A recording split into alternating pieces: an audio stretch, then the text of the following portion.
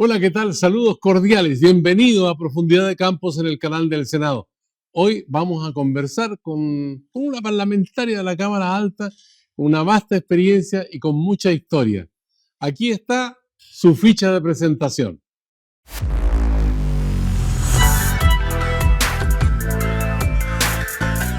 Senadora Isabel Allende Bussi, representante de la región de Valparaíso, militante del Partido Socialista, socióloga, 79 años, una de las figuras más emblemáticas de su colectividad. Posee una amplia experiencia parlamentaria, habiendo presidido las testeras de ambas cámaras. Este año integra las comisiones de Medio Ambiente, Recursos Hídricos y Zonas Extremas.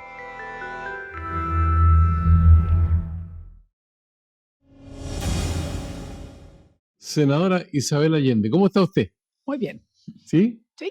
Esperando, fechas muy importantes que se vienen en octubre, el mes que viene, pero usted tuvo una actividad en agosto que fue bien importante, un encuentro relativo a las mujeres. ¿De qué se trató? Porque vinieron colegas suyas desde Europa. Vinieron dos senadoras de España, de una del Partido Socialista, la otra del Partido Popular, y el tema era muy interesante, era la sensibilización de los parlamentos en el tema de género, y con participación de IDEA Internacional, del PNUD y también de la delegación de la Unión Europea en Chile. Y yo creo que el intercambio de experiencias, de legislaciones, de avances, en fin, tanto en España como en Chile, siempre es muy útil. ¿Y de qué manera podemos aún avanzar más? En el Senado en Chile apenas somos un 26% de partida. Y en el caso del Parlamento Europeo, por ejemplo, o el Parlamento Español, la proporción es más o menos Y en el parecida. Senado son 44%. Ya, o Hay sea, una alta diferencia, pero además no solo han avanzado en cuota desde hace mucho tiempo, sino que además acaba de sacar este gobierno, con el presidente Sánchez, una ley de paridad en todos los niveles, en todas las instituciones. Así que es un gran desafío para España y nosotros apenas hemos avanzado con la ley de cuota y esperamos ir avanzando en paridad, pero todavía estamos muy lejos. Imagínense, la Cámara 35%, nosotros 26%. ahora, esta situación en Chile, ¿usted piensa que va a avanzar con más velocidad o cree que hay obstáculos y cuáles serían si es que los hay? Hay muchos. Hay muchos obstáculos porque todavía tenemos rezago en una sociedad patriarcal que sigue viendo a la mujer un poco como la que tiene que hacerse cargo de los niños, de los temas domésticos, de los cuidados. Las mujeres nos hacemos cargo de los adultos no autovalentes. Eh, Cuando los hijos son pequeños se parte casi de la base que la mujer es la que debe permanecer en el hogar, entonces no es fácil combinar horarios, largas jornadas, distancias, en fin, representar territorios es muy desgastante y muy intensivo y para las mujeres muchas veces es difícil. Pero además hay otra serie de elementos. Existe, no es un, digamos, una cierta, a ver, no son obstáculos visibles a veces, sino que son más sutiles. Pero todavía estamos en un mundo en el cual liderazgo, como que se habla de liderazgo y automáticamente se piensa liderazgo de varones. Cuesta un poco más así concebir los liderazgos en función de las mujeres y además muchos de las barreras de entrada están en los propios partidos políticos. Ahora, hablando del caso de la discriminación y esta búsqueda, digamos, de establecer cierta paridad, uno mira el caso de las pensiones, las jubilaciones, por ejemplo, donde, bueno, estaba mirando la superintendencia de pensiones que arrojaba los resultados del primer trimestre de este año que está por terminar, pero decía que los hombres en promedio jubilaban con 200.000 pesos y las mujeres con 150 y tantos mil pesos. Esa situación con la reforma previsional que debería discutirse en una parte este año, resolverse a comienzo del próximo, ¿va a encontrar un camino de solución, piensa usted? Yo espero, porque con justa razón, yo creo que la ciudadanía, si no somos capaces de ponernos de acuerdo y sacar adelante esa reforma, vamos a ser objeto de mucha crítica y razonablemente. La gente no puede seguir esperando esas pensiones tan indignas que tenemos, que ha logrado algo, mejorar por supuesto con la pensión garantizada universal, la conocida PGU, que por lo menos ha significado un impulso muy relevante. Pero claramente, Sergio, usted apuntó un tema muy, muy decisivo. O sea, las mujeres tienen brechas salariales, ganan menos, abandona el trabajo más fácilmente, justamente lo que hablábamos antes, por un tema de cuidado, se hacen cargo de los adultos mayores no autovalentes o hijos muy chicos, y claramente la suspensión es mucho más inferior. Por lo tanto, necesitamos sacar esta reforma y tiene que tener un componente solidario para las mujeres, y el cálculo que hace el ministro Marcelles, que se subiría en un 30% las pensiones si logramos sacar adelante este proceso de reforma. Yo he conversado con algunos colegas suyos en esta profundidad de campos aquí en el canal del Senado, y hay algunos colegas suyos que afirman que hay parlamentarios en la Cámara Baja y en la Cámara Alta que son más proclives a defender los intereses de la AFP que de los pensionados. ¿Usted coincide con ese juicio, no? No sé si defender directamente los intereses de la AFP, pero yo creo que en nuestra sociedad y en el mundo incluso político, y particularmente en el mundo más bien de la derecha, existe la concepción de que este actual sistema que nos rige, que es bastante peculiar, donde hasta ahora digamos, el empresario no pone, digamos, solamente cotiza el trabajador, y por lo tanto lo que llega a jubilar es producto de lo que logró acumular a lo largo de su vida laboral, es una francamente singularidad. Y yo creo que ha existido y se ha permeado esto de que lo más importante es que llegue a la cuenta individual porque le pertenece al trabajador. No hay un concepto que esto es el futuro, esto es seguridad social. La seguridad social implica que la persona que llega a ser mayor tiene que tener asegurado no solo su vida post-laboral, sino que también su acceso a la salud y todo lo que ello conlleva. Y yo creo que existe una mirada muy individualista en el sentido que no está bien. Aquí la persona se debe jubilar con lo que logró ahorrar, sin considerar entonces que hay bajas remuneraciones, que hay brechas salariales, que las mujeres ganan menos, que a veces existen esas lagunas laborales, en fin, un montón de factores que hacen que efectivamente las jubilaciones sean muy bajas. Y esta administradora de pensiones que concentran la administración por un lado y las inversiones por otro. Son un instrumento de poder gigante. Usted se imaginará las sumas cuantiosas que se manejan y sobre todo en términos de inversiones. Digamos, es un tremendo capital que se distribuye en cierto mundo empresarial y claro, los trabajadores solamente reciben la pensión que les toca, no tienen ninguna incidencia, y yo diría que no solo ninguna incidencia, bastante poca información, y en cambio las administradoras, cuando les va bien en esas inversiones y tienen alta rentabilidad, estupendo, pero cuando por alguna razón X, factores nacionales, internacionales sobre todo, les va mal, igual cobran la comisión, así que van a la segura.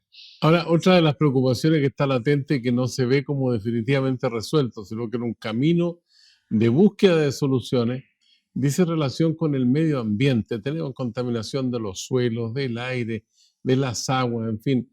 Y bueno, y una desertificación que se hace cada vez más intensa, y también contaminación en los ríos, en fin, en la costa, en nuestro país hay lugares que prácticamente las empresas que producen agua lanzan los desechos al mar, entonces eso crea un problema también adicional con la fauna marina. En fin, tenemos un problema grande ahí. ¿Cómo lo aprecia usted siendo senadora por la región de Valparaíso, que tiene su costa importante? Absolutamente. Bueno, yo creo que estamos avanzando. Yo creo que hemos sacado leyes marco que son muy importantes, la del cambio climático, que nos va a obligar a hacer toda una serie de medidas de prevención y mitigación. Tenemos la ley de biodiversidad y áreas protegidas. Está avanzando en regulaciones, usted dice muy bien, estamos atrasados, pero estamos avanzando en regulaciones porque tenemos que regular las emisiones y los niveles contaminantes en el agua, en el suelo, en el aire. Claramente, el aire es uno de los factores más notorios y más visibles. Tenemos que mejorar por supuesto, la electromovilidad, que va por lo menos a mitigar, digámoslo así, los gases de efecto invernadero. Y este país ha estado sometido durante casi 14 años a un ciclo de sequía brutal. Una desertificación y escasez hídrica particularmente afecta a nuestra región de Aconcagua, y por lo tanto estamos muy atentos a ver de una manera más eficiente el manejo de la escasez hídrica, que la tenemos, cómo hacemos más fuentes de agua. Uno de ellos es, por ejemplo, la desalinización, la otra es mejor aprovechamiento, por ejemplo, lo que acaba de mencionar, el agua que se vierte al mar a través de los emisarios submarinos que llevan esta agua con un tratamiento primario y que perfectamente podrían tener un tratamiento secundario y terciario que permitiría reutilizarlas en riego e incluso en agricultura, y algunos países incluso ya la llegan a usar, por supuesto, al consumo humano. Entonces, lo que tenemos que hacer es avanzar digamos, en generar más fuentes, pero al mismo tiempo siempre teniendo cuidado la naturaleza y el medio ambiente. Nosotros en la región, ya que mencionó Valparaíso, le voy a decir un minuto más que esto es muy importante, está muy preocupado todo el Valle de la Aconcagua, los 10 alcaldes. ¿Por qué? Porque hay una empresa minera que pretende instalarse en la cabecera de Cuenca, donde está justamente el glaciar El Juncal, donde está el Parque Andino El Juncal. ¿Ya? El Parque Andino Juncal, hoy día más de 13.000 hectáreas, es de una familia, Kendrick, que lo único que quiere es mantenerlo y conservarlo y solo hacer turismo sustentable. Pero hay una empresa minera que ha pedido hacer sondajes y está en la punta de la cabecera. Por eso todos los alcaldes se están oponiendo porque es de donde hay más de 20 glaciares, está además del Juncal otros, hay más de 6 que están reconocidos humedales en la Convención Internacional Ramsar y por lo tanto lo que quieren es que se proteja. Así que hemos estado en conversación con la ministra porque corresponde que el Ministerio de Medio Ambiente, como está reconocido estos humedales en la Convención Internacional a la cual hemos adherido, el Ministerio de Medio Ambiente pueda efectivamente otorgarle una cierta categoría de protección. Y yo soy partidaria de que cuando estamos hablando de una cabecera de cuenca donde nace prácticamente toda la fuente que alimenta, por ejemplo, el río Concagua, de la cual se alimenta todo el Valle ¿Ya? Aconcagua, pero además el Gran Valparaíso en gran medida, no debiera haber una actividad productiva, Ahora, como la minera, me refiero. la actividad minera, pero puntualmente en algún momento se dijo que los paltos se tomaban todo el agua y la gente tenía que alimentarse con el líquido de elemento a través de camiones de aljibe. ¿Esa situación sigue igual? Esa situación todavía sigue. Quizás, bueno, ha minorado quizás un poco. Hemos tenido un par de años un poquito más, sobre todo yo diría, este año ha sido un poquito más beneficioso en términos de lluvia, pero no va en absoluto a revertir la profunda escasez. Y ahí hay un tema importante. ¿Hasta dónde se puede seguir desarrollando ciertos proyectos agrícolas de exportación que efectivamente son monocultivos de uso intensivo del agua, sin generar un equilibrio razonable? Y por eso yo estoy de acuerdo que el gobierno está planteando hacer proyectos pilotos en las cuencas. Partir con proyectos pilotos y después va a venir una legislación para regular la administración de cuencas porque debieran estar sentados todos los actores, pequeños, medianos, grandes, agricultores u otros, comunidades, en fin, los que tienen derecho a aprovechamiento, los que no tienen, porque lo que no se puede hacer es que efectivamente unos tengan sobre otorgados derechos y otros ni siquiera accedan al agua, que es un derecho humano fundamental. Estamos conversando con la senadora Isabel Allende Bussi, del Partido Socialista, representante de la región de Valparaíso, en la Cámara Alta. Senadora, ¿hacemos una pausa? Por supuesto. Hay más para conversar. Siga en la sintonía del canal del Senado en Profundidad de Campos. Volvemos.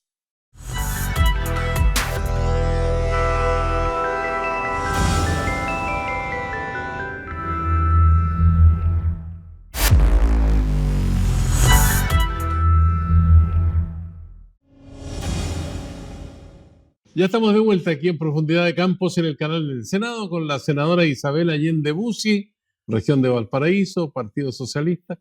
¿Cuándo empezó a militar en el Partido Socialista? El año 62 en la Brigada Universitaria Socialista. Apenas entré a la universidad con 17 años. ¿Sí? Sí. ¿Inducida por su padre, el doctor Allende? Bueno, obvio, era una casa donde se hablaba de política y mi padre nos hacía acompañarnos en las campañas, en los actos, en el Teatro Caupolicano, así que desde que nacimos más o menos era el ambiente político que vivíamos, claro. En las campañas viajaba en autos, en el asiento de atrás, las campañas eran en tren, en auto, en avión, o sea, pero todo, lanchón cuando estuvimos en Chiloé, o sea, realmente las campañas empezaron un año y medio antes, casi 2 años. Piensa que no había celular, no había ninguna de estas, digamos, tecnologías de hoy día, siquiera recorrer de Arica a Magallanes. Claro, nosotros no todo el país, pero participamos muchas veces en las campañas, en el periodo de vacaciones, por ejemplo. El viaje en tren que fue famoso, el Tren de la Victoria. El Tren de la Victoria. ¿No? Se recorrió todo el sur de Chile, ¿no? En ese tiempo había ferrocarril de Santiago hasta Puerto Montt con todas las estaciones intermedias. Ni me diga nada, porque paró en San Bernardo, donde se supone que mi padre hacía un discurso y habíamos ido con mi madre y las niñitas a encontrarnos. Veníamos del colegio, así que yo venía con un uniforme, era un abrigo azul, me acuerdo, porque hacía frío. Y en el momento que llegó, se armó tal tumulto que cuando íbamos a subir al tren para acompañarlo, se cerró la multitud y yo no logré pasar. tenía 12 años. Fue una cosa muy angustiosa porque yo no sé, bueno, no, date un poco más. Bueno, la cosa es que de eso vi un carabinero, le dije, necesito subir, y no me hizo ni caso, hasta que de repente, por suerte, veo que mi madre le hacía así en la chaqueta a mi padre y le soplaba algo al oído. A la distancia los veía yo en el último vagón del tren, donde estaba preparado para que él hablara a la multitud que lo esperaba, y entonces ahí dice, perdón, una debilidad de padre, se me ha perdido una hija. Y ahí recién el carabinero se dio vuelta y como que dijo, parece que era verdad, y ahí ya me subieron al tren. Así que me acuerdo perfectamente esa llegada a la estación, desde San Bernardo a la estación central, me acuerdo de la multitud, pero también me acuerdo lo que pasó a mí en la estación, que no pude ni siquiera pasar en ese momento. ¿Quién era más enojón, Tencha o el doctor? Tencha. ¿Sí? Sí. Ella era profesora, ¿no? Era profesora, exacto, pero era como más estricta. El Chicho era más flexible, así, más suelto. Así. Así que a lavarse las manos antes de No, sentarse eso a la sí, para el mesa. Chicho lavarse las manos siempre. Eso como Sí. médico le funcionaba. Lo No poner primero. los codos arriba de la mesa. Siempre. En mi casa sí se enseñó mucho de eso. Y yo de cierta manera lo agradezco. Yo creo que es grato que uno tenga ciertas maneras adecuadas, digamos, y se porte de cierta manera. Eso nos quedó muy impregnado en la familia. Ya, y cuando estaban enfermitas las niñas, ¿el doctor se encargaba o traía otro No, médico? la primera mirada sí, pero después siempre traía otros médicos si era más delicado, por supuesto. Pero Ya. sí, él con bastante, siempre miraba cualquier cosa, sí, estaba atento, sí, eso sí. Ya, y estudiaba mucho él en el campo, no solamente de la política, de la medicina, siempre estaba La preocupado. medicina le gustaba, no la estudiaba porque no tenía poco tiempo, además ya no ejercía, pero le gustaba ir a la posta, por ejemplo, le gustaba ver los turnos de emergencia, incluso se ponía la capa que tienen los médicos en la posta, le encantaba esa capa, la usaba mucho, y le gustaba ir a acompañar a los médicos, que le hablaran de medicina, a la casa siempre llegaban médicos, le encantaba que le contaran casos, o sea, en el fondo la medicina nunca lo abandonó, él abandonó, comillas, la medicina en el sentido que no siguió ejerciendo, pero de que estaba en su cabeza y que le gustaba escuchar los casos y que siempre tenía una referencia, por cierto.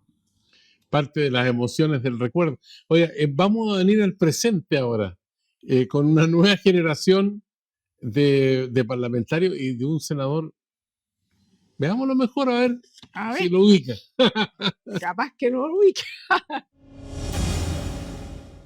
Hola Sergio, gusto de saludarlo. Sé que está con la senadora Isabel Allende, a quien le mando un afectuoso saludo. Nos ha tocado compartir todos estos años representando a la región de Valparaíso y para mí también ha sido un honor conocerla y compartir con ella. Quería preguntarle por su reflexión, su anécdota, experiencia, lo que quiera compartir de lo que fue la conmemoración de los 50 años del golpe de Estado el año pasado. Ella jugó un rol muy importante, tuvo un protagonismo, bueno, la figura Salvador Allende, ciertamente, pero ella como hija, como familiar, como senadora de la República. Quería hacerle esa pregunta. A Portas también queda poquito tiempo para otra conmemoración del 11 de septiembre y el golpe de Estado cívico-militar. Bueno, hubo invitados connotados también, pues, pero el senador Latorre ahí tenía un interrogante. Bueno, en primer lugar, agradecer la pregunta de senador Latorre, hemos compartido, fue muy agradable, incluso viajamos juntos a Juan Fernández con el barco La Marina, así que fue muy grata la convivencia. Y sí, yo creo que la conmemoración de los 50 años marcó un hito. Al comienzo para mí fue doloroso porque creo que la intención que tenía el presidente Boric de firmar una carta de compromiso de la democracia siempre, bajo ninguna circunstancia se puede romper ni justificar su ruptura, digamos, no fue firmada por los partidos de la oposición actual, en la oposición al gobierno de Boric, y me parece que eso fue un acto un poco pequeño, porque sí la firmaron todos los expresidentes. O sea, sí la firmó en ese momento Piñera, Bachelet, por cierto, en fin, Lagos, y algunos de los invitados internacionales, que también vinieron, algunos que eran más bien de gobierno de derecha, nos acompañaron, estuvieron ahí, una tremenda ceremonia que se hizo en la Plaza de la Constitución y que fue bastante emotivo, que fue fuerte, estamos conmemorando 50 años. ¿López Obrador vino también? Sí, López Obrador vino, tuvimos una actividad el día antes la embajada, que fue muy emotivo porque él traía una condecoración póstuma, que es la máxima condecoración que entrega el gobierno de México a un presidente, a un jefe de Estado, digamos, así que se hizo esa ceremonia, incluso también me dieron a mí una condecoración, en otro nivel, por cierto, y fue muy emotivo. Sabe que López Obrador, presidente de México, que ya está pronto a concluir su mandato, no viaja afuera. Él hizo una excepción solo por la imagen, el recuerdo y la valoración que él tiene del presidente Salvador Allende. Y eso es muy impactante. Y para nosotros era muy emotivo porque nosotros nos refugiamos en la Embajada de México. Esta ceremonia fue en el mismo lugar donde estuvimos refugiados. Alcanzamos a estar 3 días y después salimos a México. Un exilio que duró más de 15 años. Así que México ha pasado a ser nuestro segundo país de todas maneras. Pero para mí era emocionante que viniera justamente el presidente de México y que hiciera esta excepción para los 50 años. Ahora, México va a tener una mujer de presidenta a partir de octubre, el próximo mes. Inédito, jamás en la historia de México, me parece muy relevante y es un avance más que logramos las mujeres, sobre todo un país bastante machista, hay que reconocer, como México. Ahora, México, Colombia, Brasil, que son los países más grandes además en nuestro continente, están pidiendo transparencia, que se muestren los resultados de las votaciones, pero no había pasado nada hasta el momento que comenzamos esta conversación. La situación de Venezuela, sin duda, a usted también le afecta porque, bueno, muchos de sus camaradas terminaron exiliados en Venezuela. Yo creo que hay que reconocer, Sergio, en primer lugar, y agradecer siempre la conducta que tuvo Venezuela en esos años, post-73, de abrir las puertas. Llegaron muchos exiliados, entre otros estuvo también Orlando Letelier y muchos otros, Arturo Girón, que fue médico de mi padre, en fin, muy querido, y muchos otros, Sergio Vitar. Bueno, y yo creo que ellos abrieron sus puertas y recibieron a estos chilenos con mucho cariño y afecto. Así que tenemos una relación de afecto con el pueblo de Venezuela, por cierto, los mejores recuerdos y agradecimiento por su conducta post-golpe. Y lo que ocurre en Venezuela hoy día es extremadamente doloroso. Y por cierto, que condenamos la conducta, esta verdadero fraude, hablemos las cosas claras, si de verdad aquí hubo un fraude, de otra manera se estarían mostrando las actas que se ha pedido incansablemente y que ya no se mostraron. Así que aquí claramente hubo un fraude en un proceso que ya era un tanto irregular porque bajaron una candidatura, no permitieron otras, había una serie de elementos, no había probablemente igualdad en la presencia de los medios, en fin, pero independientemente de eso, aquí fue muy notable que la oposición se uniera por primera vez. Y no tengo muchas dudas, ninguna más bien, de que ganó la elección, por supuesto, el Mundo González. Y que lo que ha hecho el gobierno autoritario de Maduro claramente es simplemente sabotear ese proceso electoral, no cumple ninguna de las normas básicas, así lo han reconocido lo que es Naciones Unidas, lo que es la Unión Europea, lo que es la misión Carter, en fin, todos y cada una de las entidades internacionales, de que ahí efectivamente lo que hubo fue simplemente un fraude electoral y si hasta el día de hoy no se ha podido conocer esas actas legítimas que yo creo que lamentablemente ya nunca más van a aparecer, por supuesto. Ahora, ¿qué impacto en cuanto a la dimensión que pudiera tener la actitud del Partido Comunista con relación a Venezuela, donde hay discrepancias con el socialismo democrático, por ejemplo, y también personeros del Frente Amplio, y el mismo presidente de la República, que fue muy categórico en su juicio? Por supuesto, porque el propio presidente, por suerte el presidente es el que maneja las relaciones, por supuesto, exteriores de nuestro país.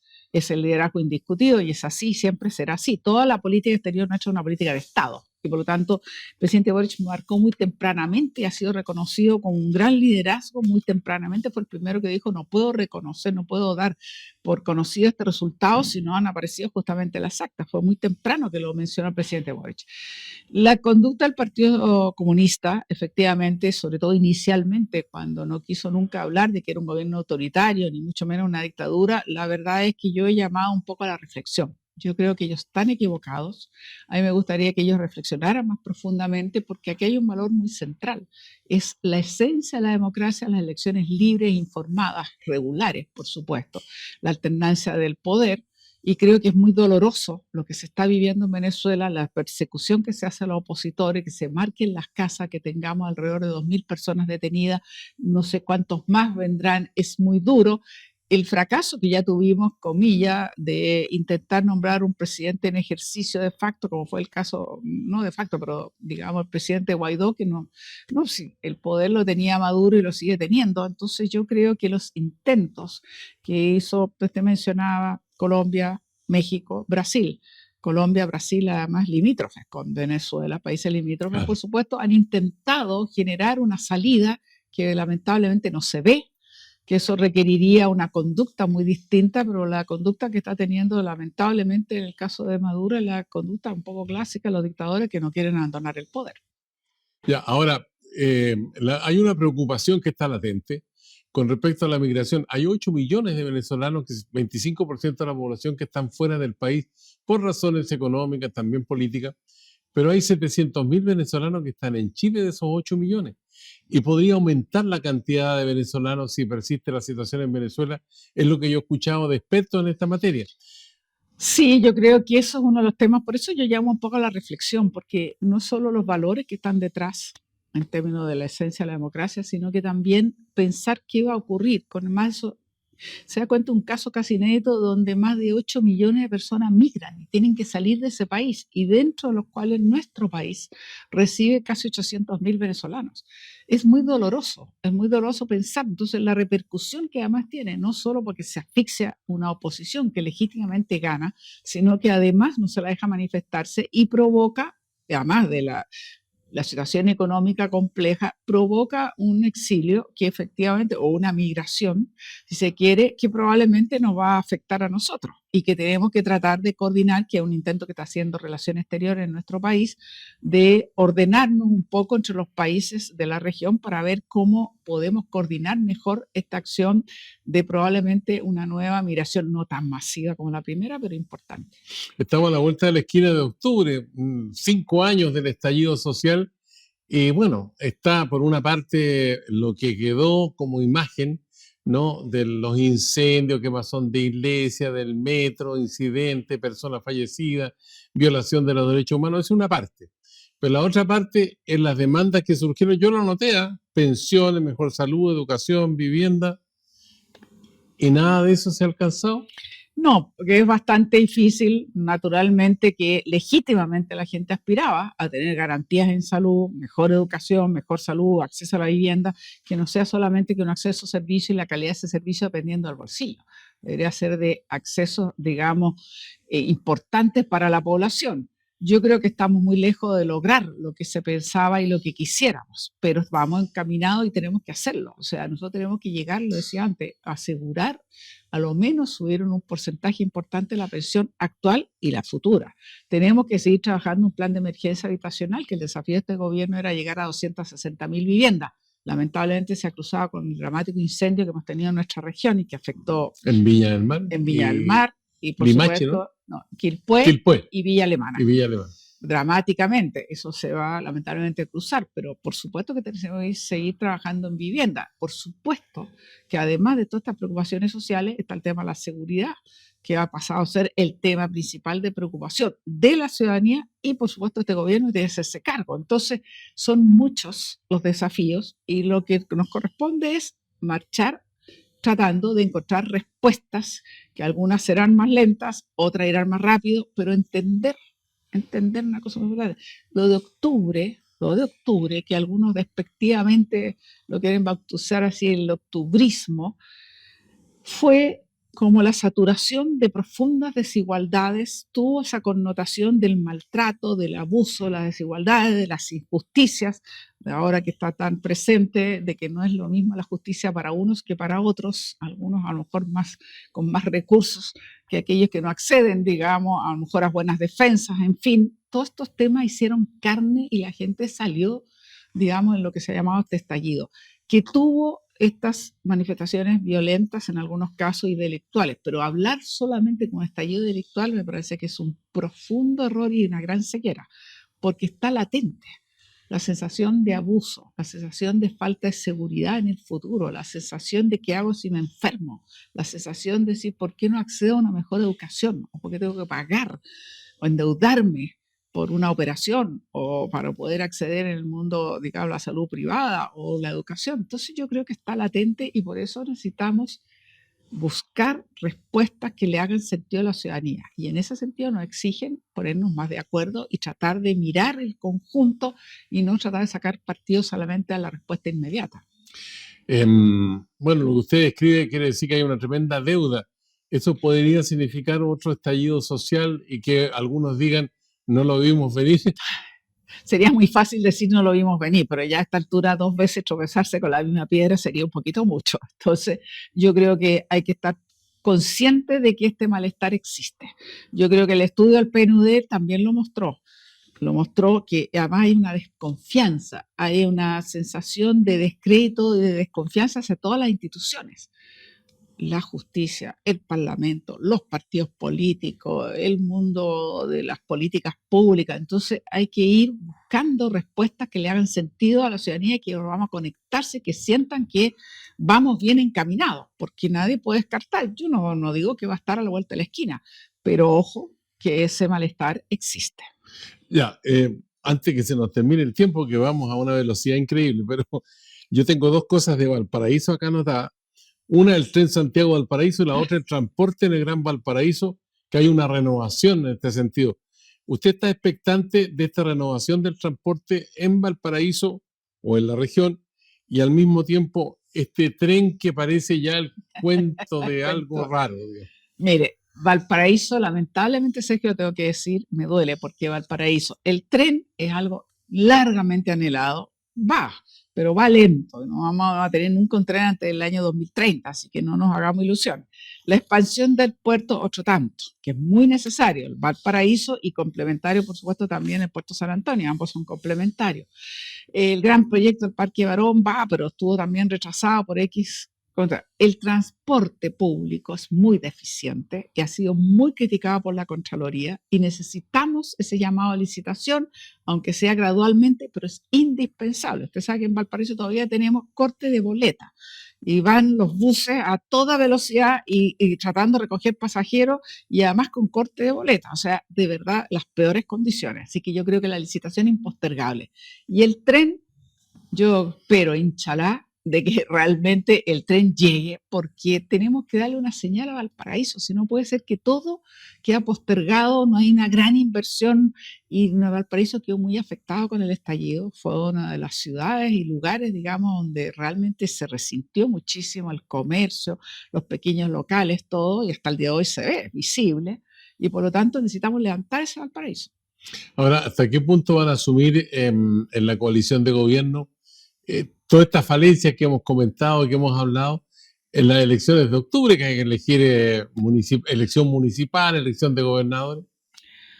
Bueno, o sea, las elecciones de octubre son las elecciones propias de un régimen democrático donde vamos a elegir todas estas autoridades, pero claramente no nos vendamos ilusiones. Yo ya empecé a escuchar las propagandas por las radios y los medios y es aterrador. Nuevamente salen las voces con una total irresponsabilidad. Yo les garantizo que se acabó la fiesta a los delincuentes, yo les garantizo la seguridad, ya empezamos a vender humo, que es muy triste, porque por eso los ciudadanos están tan desconfiados, que en este periodo de elecciones, que es parte de un proceso democrático, es como muy tremendo la irresponsabilidad para decir cualquier cosa con tal de captar supuestamente cierta votación. Ahora, después de estas elecciones nos vamos directo a la presidencial. ¿Cómo ve usted el panorama ahí? No está fácil. Yo creo que en el mundo nuestro, que es el mundo actual oficialista o el mundo de la izquierda, de la centroizquierda, la verdad es que han faltado así liderazgo que tengan hoy día, por lo menos hoy día, digamos, una gran adhesión. Yo veo algunas figuras, yo voy al tiro de decir una, a mí me gusta mucho Carolina Toá, pienso que es una persona de una gran capacidad y creo que tiene suficiente experiencia y está en una edad media que creo que también acumula la experiencia y que hace muy bien. Sin embargo, entiendo que está en un cargo muy difícil, a cargo de la seguridad prácticamente de este país y por lo tanto no le ayuda. Pero falta 1 año y medio, no, un poquito menos, falta 1 año y más. Eso ayuda a decir todavía no está todo dicho, porque ya hemos tenido en el pasado situaciones en las cuales se veía candidaturas que estaban, pero así decididas ya que ganaban, que iban al galope, o con partida de caballo inglés, y la llegada no fue la mejor. Entonces, yo creo que todavía no está dicho todo. Juego difícil. Le invito a jugar ping-pong. Yo le digo una palabra o concepto y usted me contesta con otro. Socialismo democrático. Vigente. Derechos humanos. Muy importante. Nicolás Maduro. Autoritario, dictador. ¿Embalsas o plantas desaladoras o las dos? Las dos. México. Mi segunda patria. Migración. Regular y ordenada. Valparaíso como sede internacional de Naciones Unidas para los Océanos. De todas maneras. Fidel Espinosa. Uf, un poco ingrata la relación. Ahora tenemos un minuto de confianza para ustedes, senadora, donde puede expresar una opinión, una idea, una crítica, lo que usted quiera, es libre. Ah, bueno, no sabía, pero bueno, mire, yo creo que efectivamente tenemos todavía muchos desafíos y yo creo que la acción de los partidos políticos todavía está muy en cuestionamiento. Nosotros necesitamos reafirmar a los partidos, pero también tenemos que exigirles también más transparencia y mejor comportamiento, si se quiere, y mejor relación con lo que decía, con políticas que hagan sentido a la ciudadanía. Y yo me preocupa como país que veo tanta desconfianza, que veo tanta persona que solo está recluida a su ámbito más íntimo, más individual, pero no comparte con una mirada más de comunidad, más colectiva. La pandemia nos enseñó que necesitamos ayudarnos con las vacunas, en fin, que tenía que haber una acción colectiva, desde la invención de la vacuna a la distribución de la vacuna, en fin. Pero parece ser que lo olvidamos rápidamente y nuevamente como que nos recluimos. Y yo creo que los desafíos son tan grandes que exigen de todos nosotros una conducta más de mirada, más de futuro, más amplia, más integral, más también ser más capaz de escucharnos unos con otros, legítimas diferencias, diversidades naturales, pero también tener una mirada más de conjunto. Yo siento que estamos viviendo un proceso donde hay demasiada la coyuntura inmediata y poca reflexión hacia lo que es después. ¿Cuáles son las grandes políticas como país? ¿Cuáles son nuestros grandes desafíos? Pero ¿cuáles son las grandes respuestas? Creo que también es un tremendo interrogante para el socialismo democrático. Y creo que tenemos que avanzar más en esa reflexión, ser más capaces de contactarnos con esa ciudadanía, ser capaces de entregar propuestas que hagan sentido y mostrar un horizonte y un futuro. Senadora Isabel Allende, ha sido una conversación muy grata y profunda aquí en el canal del Senado, así que le agradecemos la gentileza que ha tenido de hablar con nosotros. Encantada, Sergio, muy bien. A usted muchas gracias por, participar directamente en cualquier lugar del país a través del canal del Senado, también de la plataforma digital de Ventisqueros ahí en Coyhaique, que nos siguen con mucha atención, y Profundidad de Campos vuelve en cualquier momento a encontrarse con usted. Será hasta la vista.